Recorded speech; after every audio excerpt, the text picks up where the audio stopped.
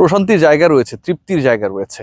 এই টেস্টকে যদি আপনি একটু ভোলার চেষ্টা করেন, বাংলাদেশ দলের অস্ট্রেলিয়া সফর, 23 বছর পরে অস্ট্রেলিয়া সফর, ডারউইনে সেই টেস্ট 9 উইকেটে অস্ট্রেলিয়ার মাটিতে অস্ট্রেলিয়াকে 3.5 দিনে পরাজিত করা, 200 করতে না দেয়া, বাংলাদেশের 1 উইকেট হারিয়ে তাদের দেয়া লক্ষ্য তাড়া করা, কি অসাধারণ কেটেছে।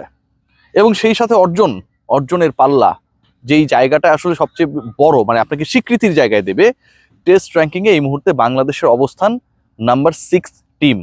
আপনি মানেন না মানেন, গালি দেন, সমালোচনা করেন, বিরক্ত হন, খেলা দেখতে না চাওয়ার প্রতিজ্ঞা করে লুকিয়ে লুকিয়ে খেলা দেখেন, যাই করেন না কেন, এই অর্জন, এই মানদণ্ড, এই স্ট্যাট এবং এই স্বীকৃতি কোনোভাবে আপনি অস্বীকার করতে পারবেন না। এই মুহূর্তে বিশ্বের 6ষ্ঠ টেস্ট দল বাংলাদেশ।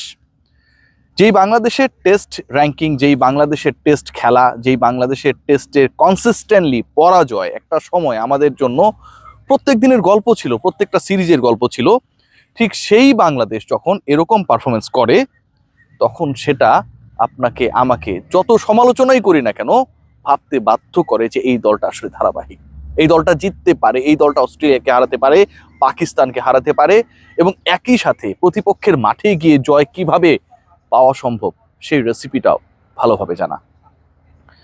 বাংলাদেশ তার ক্রিকেট ইতিহাসের, শুধুমাত্র টেস্ট ইতিহাসের না, সেরা সাফল্যটাই পেয়েছে এই অস্ট্রেলিয়ায়। আবার তাদের টেস্ট ইতিহাসের সবচেয়ে বাজে পরাজয়টাও রেজিস্টার করেছে এই অস্ট্রেলিয়ায়। কারণ অস্ট্রেলিয়ার বিপক্ষে অস্ট্রেলিয়া এসে আপনি হারবেন, বাজেভাবে হারবেন, এটা কিন্তু কমন।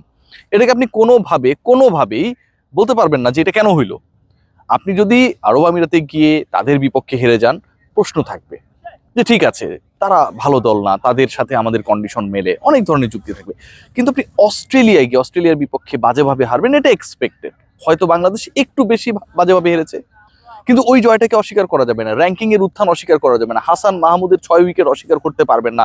বাংলাদেশের পেসারদের মধ্যে, বাংলাদেশের সব ধরনের বোলারদের মধ্যে এক ইনিংসে best bowling figure Shariful Islam 7 wicket যেভাবে নিয়েছেন অস্ট্রেলিয়ার মাটিতে, অস্ট্রেলিয়ার 7 জন ব্যাটারকে এক ইনিংসে আউট করে, সেটাকে আপনি অস্বীকার করতে পারবেন না। তানজিদ হাসান তামিমের শতককে অস্বীকার করতে পারবেন না, নাজমুল হোসেন শান্তর 84কে অস্বীকার করতে পারবেন না। এই যে এতগুলো অর্জন, এবং সেই অর্জনগুলো কিন্তু 2 টেস্ট জুড়ে। বাংলাদেশ 64তে যখন অল আউট হয়ে গেল, ঠিক সেই বাংলাদেশি সেই দলটাই অস্ট্রেলিয়াকে 210-এর মধ্যে বেঁধে দিয়েছে। তার মানে কি, যে বাংলাদেশ আলটিমেটলি চেষ্টা করেছে, বোলিং ডিপার্টমেন্ট চেষ্টা করেছে, র্যাঙ্কিং এর উন্নতি উত্থান এই দলটাকে আরো রেসপন্সিবল করবে। তবে সেই রেসপন্সিবিলিটি কতটুকু বাংলাদেশের ক্রিকেটাররা, বাংলাদেশের অভিজ্ঞ ক্রিকেটাররা তাদের দায়িত্বে, তাদের কাঁধে নিয়ে পারফর্ম করতে পারবে, সেটা নিয়ে যথেষ্ট প্রশ্ন রয়েছে। খেয়াল করে দেখবেন, মিচেল স্টার্কে বলে যখন তাইজুল ইসলাম বোল্ড হয়ে গেলেন, আউট হয়ে গেলেন, মুশফিকের কি দরকার ছিল তাকে ওই প্রান্তে ব্যাটিং করার জন্য অ্যালাউ করা, এই যে সিঙ্গেলস নিতে অ্যালাউ করা, পরবর্তী সময়ে আপনার টেল এন্ডার এক্সপোজড হয়ে যাওয়া। আপনি যখন হাসানদের সাথে, তাইজুলদের সাথে, মিরাজদের সাথে ব্যাট করছিলেন, তাসকিনদের সাথে ব্যাট করছিলেন, as a senior batter, campaigner of the team, বাংলাদেশের ইতিহাসের সবচেয়ে টেস্ট ক্রিকেটের হাইয়েস্ট রানের অধিকারী, যখন তাদেরকে এরকম একটা সিচুয়েশনে আপনার ভয় রয়েছে, আপনার আশঙ্কা রয়েছে দলের ইনিংস পরাজয় রেজিস্টার করার, এরকম একটা সিচুয়েশনে অ্যালাউ করে যে আমি ব্যাট করছি না, তোমরা ওপান্তে সামলাও, এটা কি কোনোভাবে এক্সপেক্টেবল? কোনোভাবেই না। খেয়াল করে দেখবেন, লিটন কুমার দাস বাংলাদেশের যে কয়েকটা বড় বড় টেস্ট উইন আমরা গত কিছুদিনে রেজিস্টার করেছি, মানে এই উইনগুলোই তো আলটিমেটলি বাংলাদেশকে ওই টপ 6-এ নিয়ে এসেছে। লিটন কুমার দাসের একটা বিগ রোল ছিল বাংলাদেশের 26 রানে 6 উইকেট যাওয়ার পরে পাকিস্তানের রাওয়ালপিন্ডিতে। What a performance by Liton Kumar Das, what a partnership Liton and Mehedi Hasan Miraz. সেই লিটন কুমার দাস অস্ট্রেলিয়া এসে অ্যাটলিস্ট রানের খাতা তো খুলবেন, সেটাও করতে পারলেন না। টানা 3 ইনিংসে ব্যর্থ, 3 ইনিংসে 3টা 0। লিটনের নাম, লিটনের যোগ্যতা, লিটনের রেসপন্সিবিলিটি, লিটনের সাম্প্রতিক পারফরমেন্স, লিটনের প্রতি আপনার আমার এক্সপেকটেশনস কোনো কিছুর অনুবাদ করে না। বাংলাদেশ ঠিক তখন হেরে যায় যখন মুশফিকরা টেলেন্ডারদের এক্সপোজ করে। বাংলাদেশ তখন হেরে যায় যখন লিটন কুমার দাসরা অতিরিক্ত প্রেসারকে ক্রিকেটটা ভুলে কাঁধে তুলে নেন, এবং সেটার প্রতিদানে 3 ইনিংসে 0-তে আউট হন।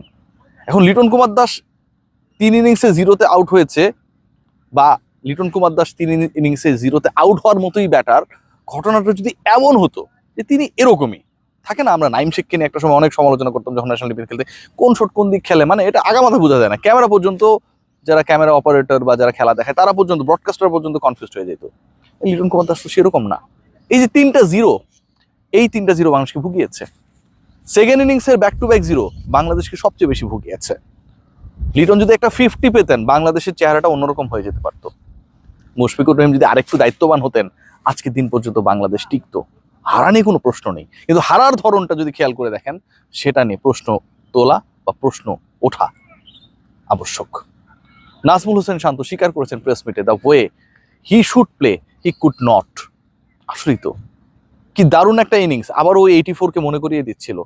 বাংলাদেশ আন্ডার প্রেশার, নাজমুল হোসেন শান্ত পার্টনারশিপ করার ক্ষেত্রে একটা বড় রোল প্লে করবেন, এবং সেই 84 করার সময় তানজিদ তামিমের সাথে আমরা দেখেছিলাম যে দারুণ একটা পার্টনারশিপ ছিল। আজকে মুশফিকের সাথে সেটা হচ্ছিল, কিন্তু শেষ পর্যন্ত নাজমুল শান্ত খেই হারালেন।